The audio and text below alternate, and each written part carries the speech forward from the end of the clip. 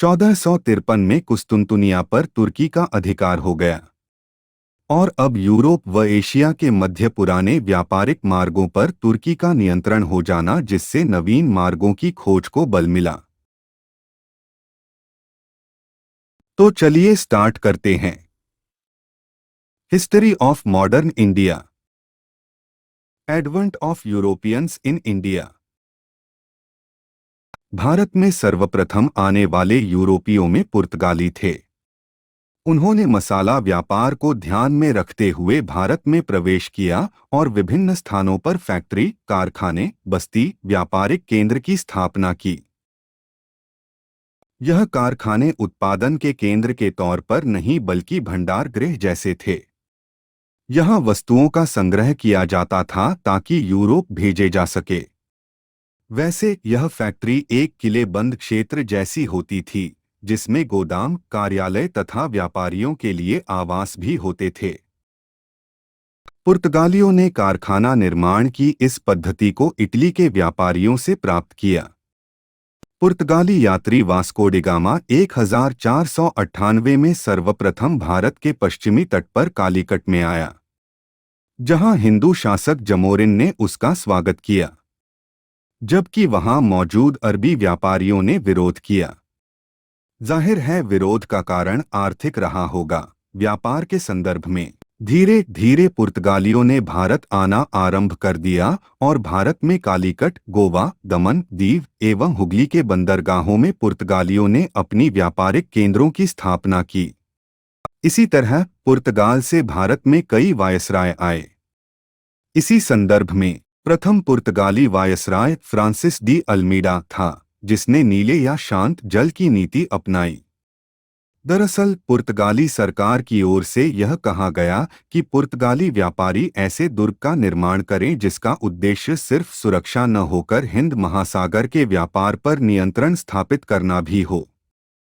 इसी को नीला पानी नीति कहा गया। सन 1509 ईस्वी में भारत के अगले पुर्तगाली वायसराय के रूप में अल्फांसो द अल्बुकर्क का आगमन हुआ।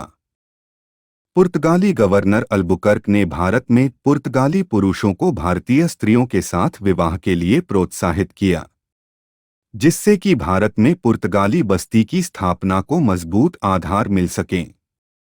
बताइए। और यह वह समय था जब पुर्तगालियों ने प्रत्यक्ष रूप से भारतीय राजनीति में हस्तक्षेप करना प्रारंभ कर दिया। ध्यान रखें, अल्बुकर्क को भारत में पुर्तगाली शक्ति का वास्तविक संस्थापक भी कहा जाता है। नीनो डी कुन्हा अगला प्रमुख पुर्तगाली गवर्नर था, जिन्होंने अपनी सरकारी कार्यालय कोचीन से गोवा स्थानांतरित कर दिया। कुल मिलाकर यह कहा जा सकता है कि 18वीं सदी की शुरुआत तक पुर्तगालियों का प्रभाव भारतीय व्यापार के क्षेत्र में कम हो गया।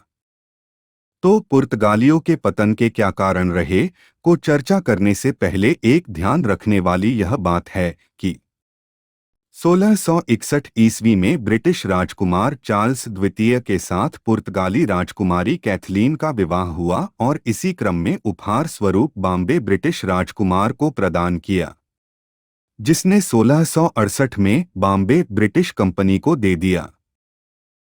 अब हम लोग देखेंगे कि पुर्तगालियों का भारत में क्या योगदान रहा और अंत में पतन के क्या कारण रहे।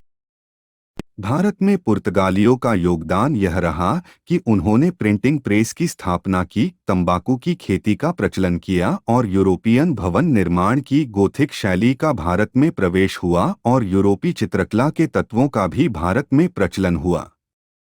अब पुर्तगालियों के पतन का कारण। पुर्तगालियों की ईसाईकरण की नीति ने लोगों में असंतोष पैदा किया। फलत उन्हें स्थानीय सहयोग प्राप्त नहीं हुआ, जो उनके पतन का कारण बना। इसी तरह उन्होंने व्यापार में समुद्री लूटपाट की नीति अपनाई। अतः शत्रुओं की संख्या में वृद्धि हुई।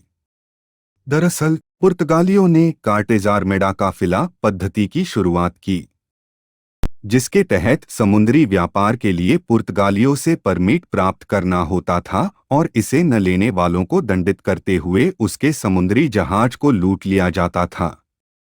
किंतु जो परमिट लेते थे उन व्यापारियों को गोला बारूद एवं काली मिर्च का व्यापार करने की अनुमति नहीं होती थी। तो कुल मिलाकर अनेक कारणों से भारतीय व्यापार के क्षेत्र में इनका पतन हुआ। अब आगे भारतीय व्यापार के क्षेत्र में डच कंपनी को देखेंगे।